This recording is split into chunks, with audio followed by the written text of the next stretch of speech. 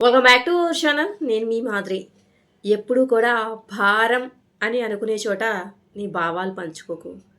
అలాగే ఎక్కడైతే నీకు విలువ లేదు అంటే నిన్ను దూరంగా నెట్టేస్తున్నారో అక్కడ దగ్గరికి పోవాలని ప్రయత్నించుకు. ఎందుకు అంటే ఈ రెండు సందర్భాల్లోనూ నీకు ఎదురయ్యేది అవమానమే. ఆ అవమానాన్ని కూడా సహించగలుగుతాను.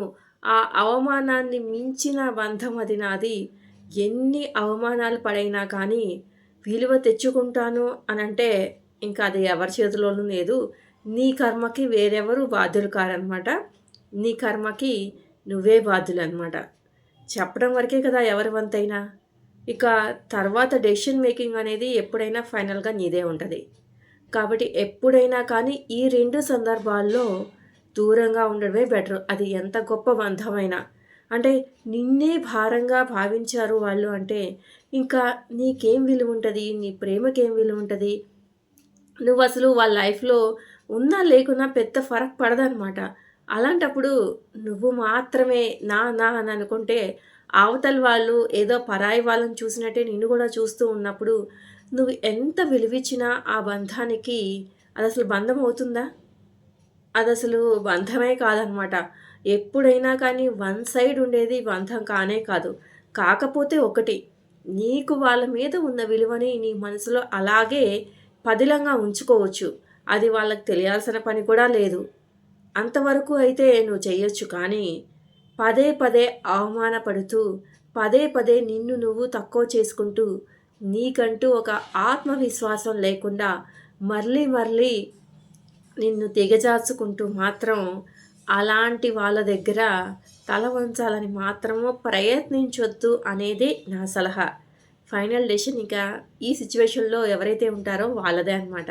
ఇక నిన్నే దూరంగా నెట్టేస్తున్నారు అనంటే నువ్వు అక్కర్లేదు. నువ్వు ఉన్నా లేకున్నా నాకు ఏం పర్లేదని వాళ్ళు ఇండైరెక్ట్‌గా చెప్తున్నట్టే కదా! మరి అలాంటప్పుడు కూడా మళ్ళీ మళ్ళీ ఎందుకు దగ్గరవ్వాలని చూడటం? అసలు దానికి విలువుంటదా చెప్పండి? కానీ మనము మనకి వాళ్ళ మీద ఉన్న ప్రేమ వల్ల దూరం కాలేక, ఆ బంధాన్ని చంపుకోలేక కొంతమందిని చేస్తా ఉంటాం సహజం. ఫస్ట్ ప్రయత్నం చెయ్యాలి కూడా. ఎప్పుడైతే నీకు అర్థమైపోతుందో సిట్యుయేషన్స్‌ని బట్టి మనకి ఒక సిగ్నల్ అయితే వస్తది. అటు సైడ్ నుంచి నెగెటివ్. అలాంటప్పుడైనా రియలైజ్ అవ్వాలి. అలాంటప్పుడైనా నా పరువు నేను కాపాడుకోవాలి.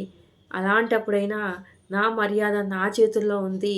నేను ఇంతగా దిగజారకూడదు అని మీకు మీరు మీ మనసుని కటువుగా చేసుకొని, ఆ బంధం నుంచి చక్కగా, మర్యాదగా, హ్యాపీగా, ఆనందంతో అంతకుముందు ఉన్నటువంటి మీ మెమరీస్ ఏవైతే ఉన్నాయో వాటిని మీ మదిలోనే పదిలంగా దాచుకుంటూ అక్కడి నుంచి నవ్వుకుంటూ ప్రశాంతంగా బయటకు వచ్చేయండి.